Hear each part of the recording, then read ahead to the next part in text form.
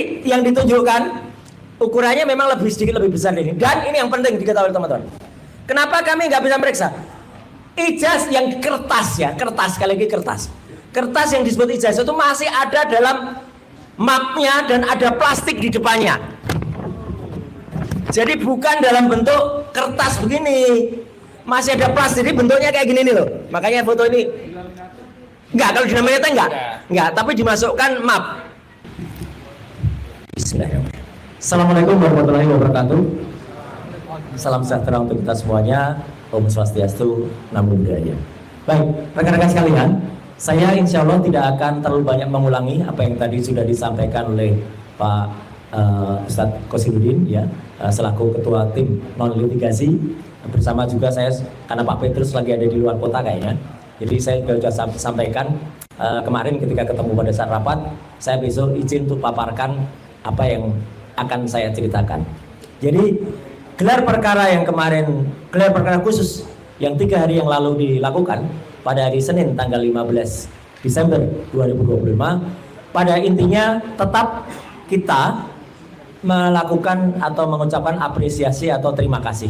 Karena itu terjadi karena surat permohonan dari kita, salah satunya dari tim advokasi anti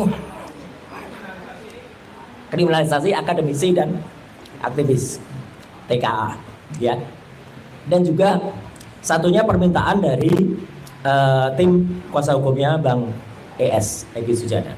Jadi kalau ada kemudian statement-statement di luar mengatakan oh itu terjadi bukan karena permintaan kita, tidak, jelas itu permintaan kita dan berlangsung dengan sangat tertib. Kenapa saya bilang tertib? Karena orang-orang yang tidak punya legal standing sebenarnya sudah diminta keluar, dengan kata yang lebih halus, diusir. Kebalik. Oh iya, kebalik ya. Kebalik.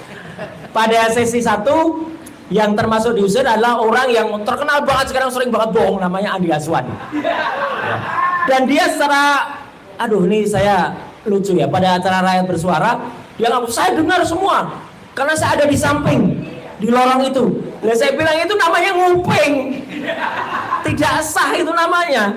Dia harusnya malah terkena pelanggaran. Karena apa? Karena dia nggak sah nguping, udah nggak punya legal standing. Akhirnya dia ngaku saya penasehatnya Peradi Bersatu atau apa gitu. Apapun urusannya.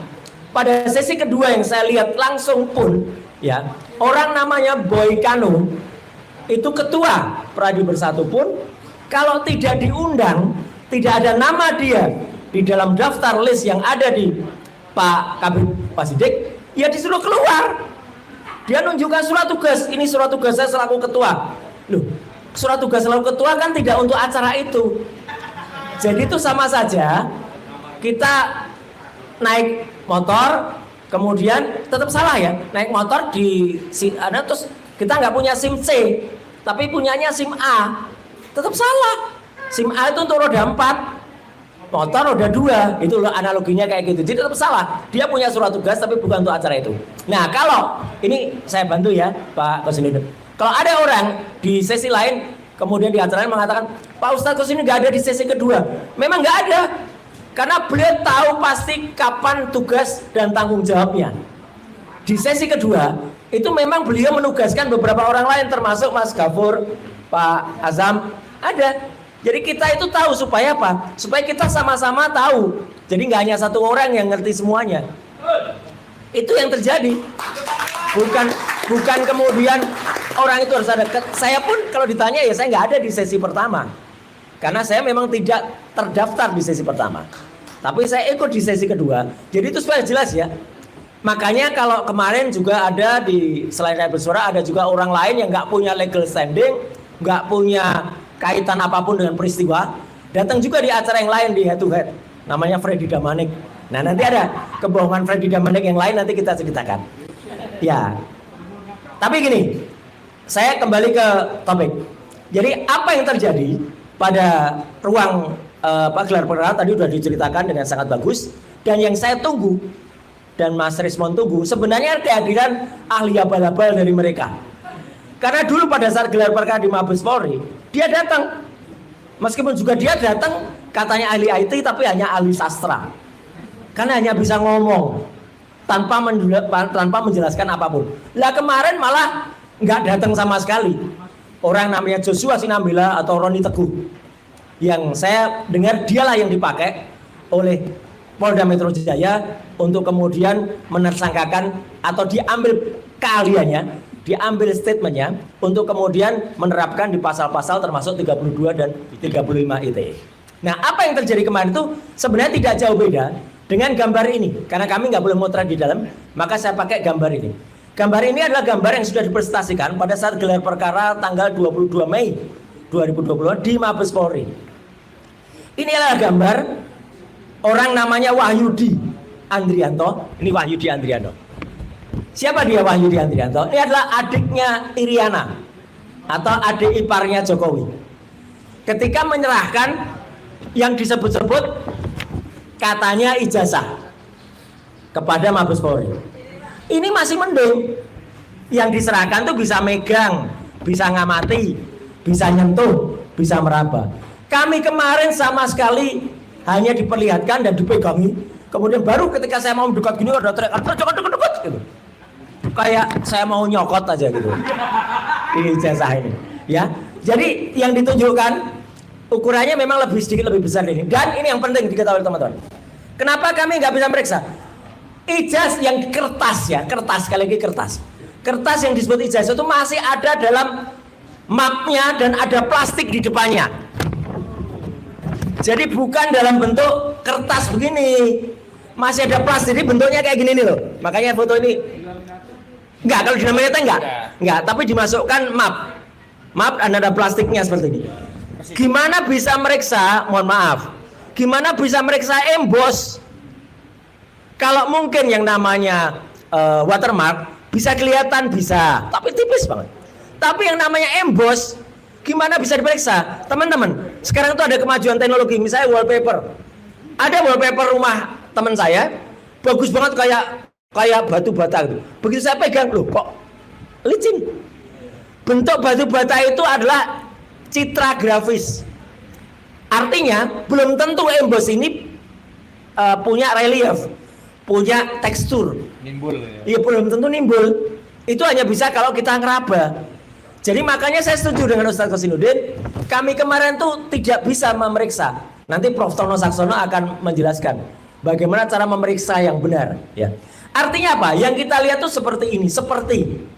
Dan saya langsung begitu lihat, saya tidak langsung kemudian harus mikir, enggak. Langsung saya dalam hati dan juga saya bunyikan kecil kepada Mas Rismon dekat saya, palsu.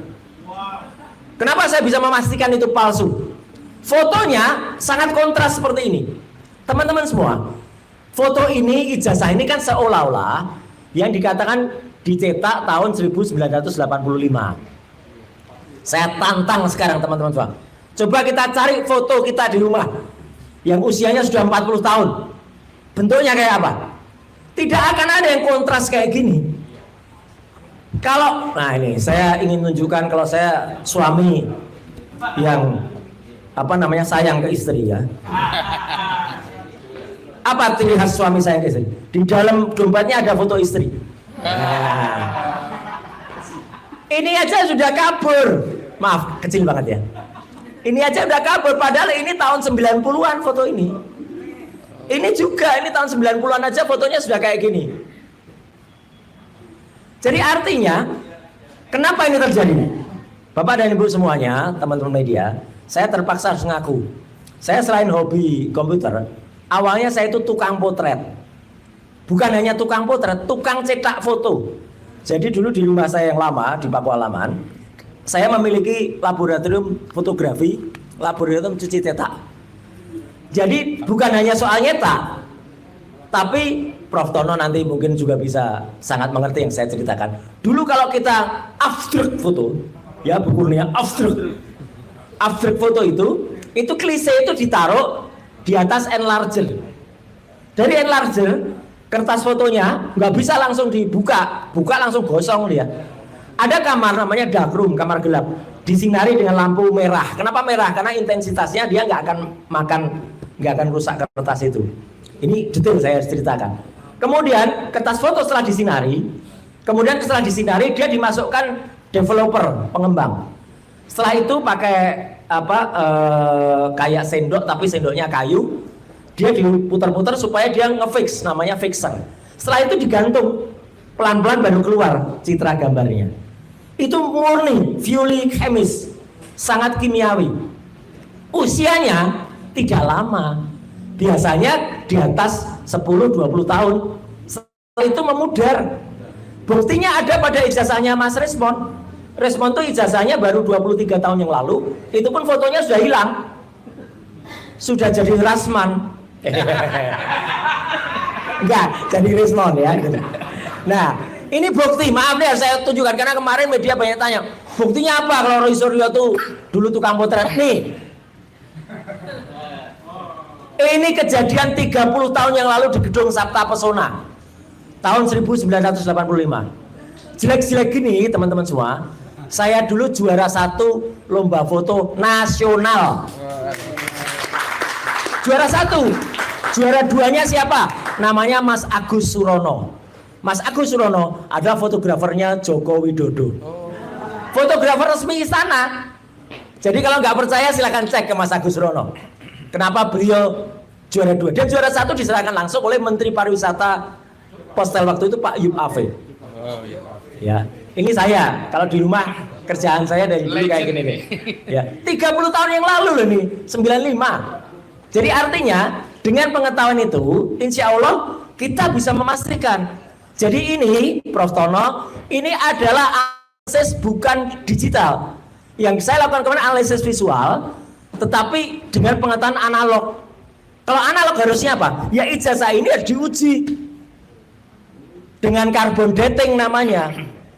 Fotonya dicek, dites, jadi preparat, dia diletakkan di mikroskop, dilihat teksturnya. Itu mohon maaf, itu pun yang saya lakukan terhadap ketika saya menganalisis foto mantan Presiden Abdul Rahman Wahid.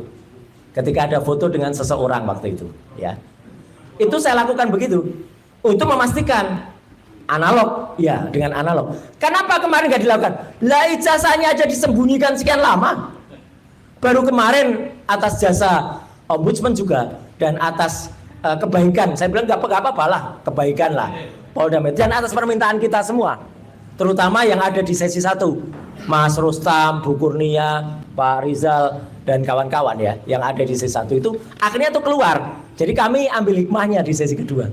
Cuman anehnya aja juga keluarnya juga baru terakhir jam 11. Harusnya kan dikeluarkan di awal, kalau mau fair diedarkan. Jadi selama sesi itu kita boleh lihat, boleh meriksa, boleh ngucek-ngucek. Enggak lah, kalau ngucek-ngucek enggak lah. Jadi artinya apa? Ini kan aneh. Jadi kalau ada pertanyaan, Roy Suryo sudah lihat ada emboss, ada watermark? Tidak. Saya tidak melihat emboss, karena kalau emboss itu harus dipegang dan dia bergelombang. Saya hanya bisa melihat gambaran-gambar yang diolah seolah-olah itu emboss. Saya tidak boleh bohong. Ahli nggak boleh bohong. Saya nggak boleh mengatakan tidak ada. Tipis banget tapi itu saya tidak boleh memastikan itu emboss atau enggak. Karena itu hanya seolah-olah gambaran dari sebuah emboss. Dan foto sekali lagi, saya berani pastikan 99,9% palsu. Kalau ini dikatakan dicetak di tahun 85, tidak mungkin hasil foto kualitasnya seperti ini. Dan masih tetap ada ciri-ciri di mana ini adalah ada garis di pinggir, reprinting lagi, ada kayak cat-cat ini. Dan kenapa? Kalau mau fair, keluarkan dari plastiknya sehingga kita bisa lihat tebalnya seberapa kertas itu. Kertas itu yang ini semua sekaligus membantah apa yang sudah dilakukan atau kebohongan, setidaknya kebohongan 2 kali yang dilakukan oleh orang yang pertama nama Budi Ari, Judi Ari saya biasanya menyebutnya. Judi Ari karena tadi sudah disebutkan tanggal Rabu 23 Juni. Konon itu disegel, ada segelnya kemarin. 24 penetapan penyegelan itu. Tapi pada hari Jumat 24 Oktober ya, orang namanya Judi Ari keluar dari rumah di Sumber Solo mengatakan itu asli. Bapak lihat asli. Tidak hanya satu orang yang bilang gitu. Semalam ada pengakuan konyol juga dari orang namanya Freddy Damanik. Dan dia mengatakan Coba putar rekamannya, tak putar rekamannya.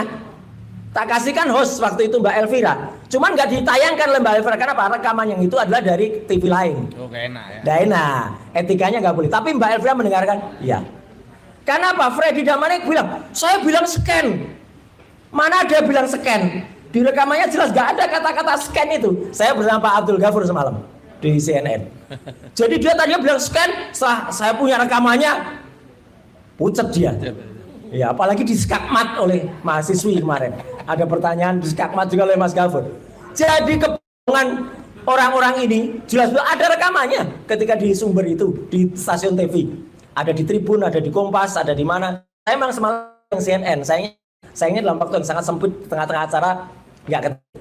Karena udah itu wilayah besar. Tapi yang jelas apa? Waktu itu mereka mengatakan melihat ijazahnya. Jokowi mempertunjukkan ijazahnya tanggal 24 Oktober. Padahal katanya itu sudah disita tanggal 23 Juli. Jadi yang ditunjukkan itu apa? Tambah lagi orang namanya Andi Aswan menunjukkan 2 kali pada tanggal 19 dan 25 November. Dia mengatakan scan asli. Ini scan saya dapatkan langsung. Padahal itu dia hanya merubah image dari Dian Sandi. Kenapa saya bilang merubah? Karena aslinya gambar logo UGM itu segi 5. Ketika ditampilkan oleh si Andi Aswan, jadi pateng pletot. Ini loh pateng pletot kayak gini. Dan itu sudah saya ukur. Nih skalanya. Kalau diukur, terlihat banget dia nggak lurus. Ijazah asli kayak apa? Nih loh ijazah asli. Ini aja dari jarak 1 meter aja orang lihat semua emboss, lihat semua watermark.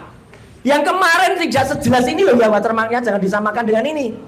Enggak, tipis banget watermarknya. Embossnya apalagi. Dan kalau mau lihat lagi bentuknya yang murni logo itu kayak apa? Nih kalau ada orang tanya. Ini ijazah dari orang namanya Roy Suryo.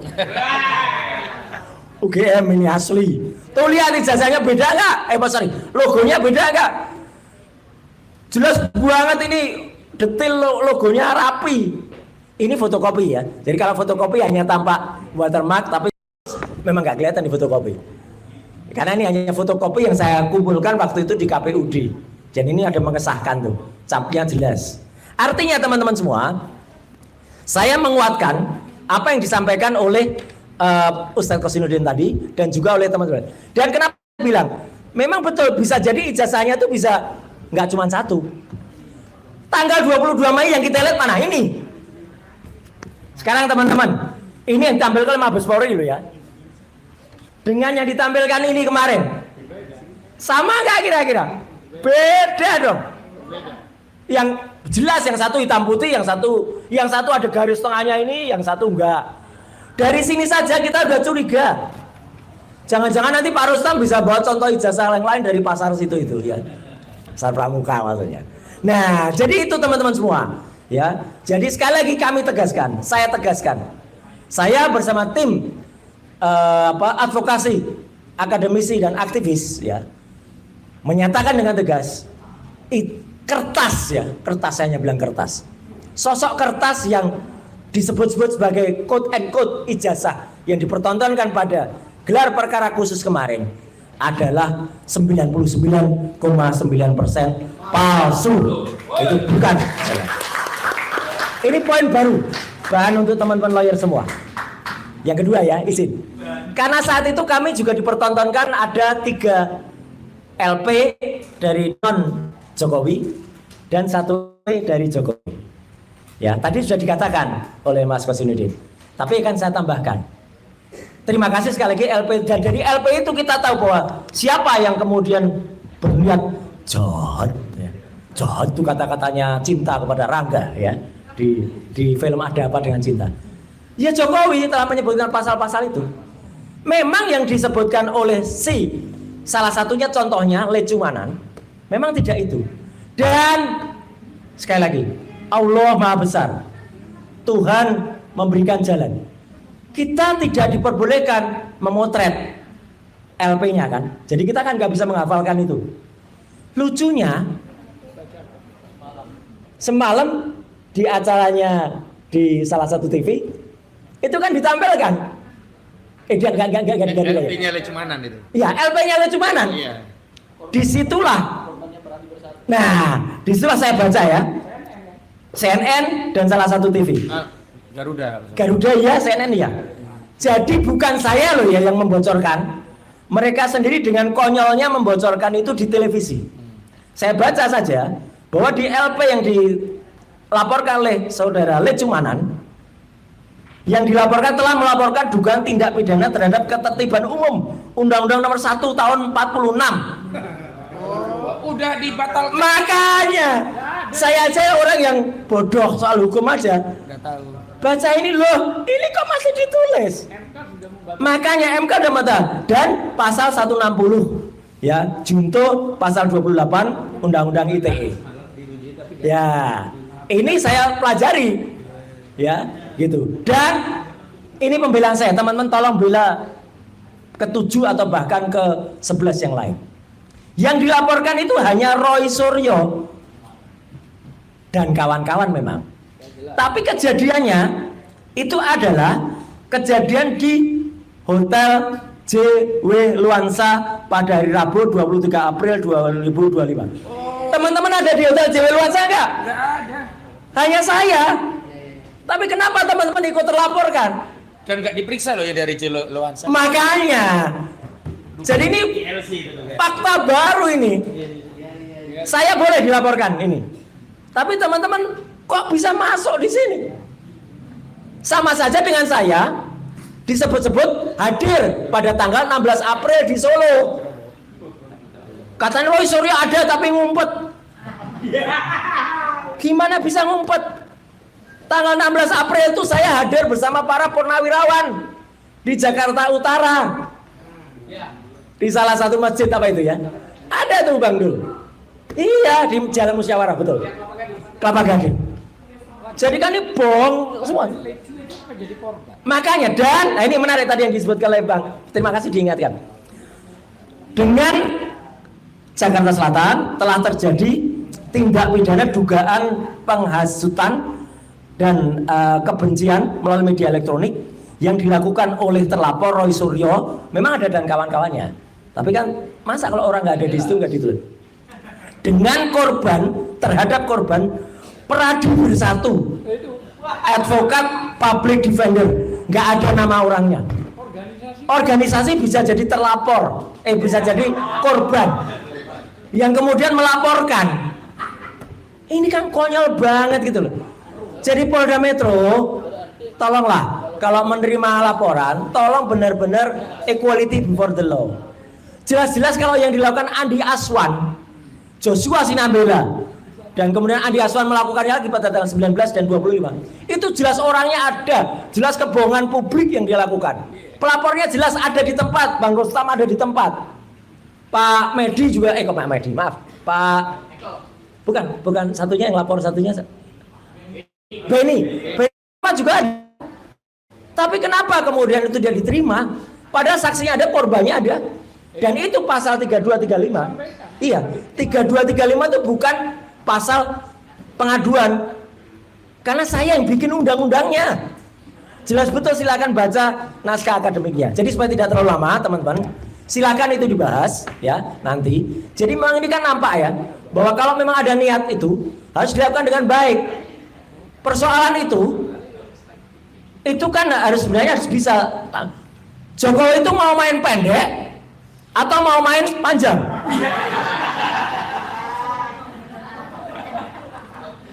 Iya kan? Mau main pendek atau main panjang? Kalau mau main panjang ya jadinya panjang, ayo. Tapi kalau mau pendek ya dia cepat gitu loh. Minta maaf aja. Dan kemudian kan kita sama dengan contohnya kaos ini. Nah, ini terakhir. Kalau ditunjukkan ini sama dengan kalau ditunjukkan ijazah.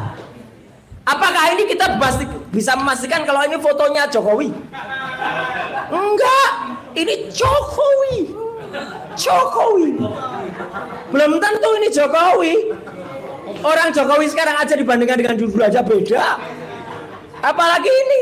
Jadi nggak salah kalau ada orang mengatakan, apakah ini kita harus mengaku ini ijazah asli? Enggak.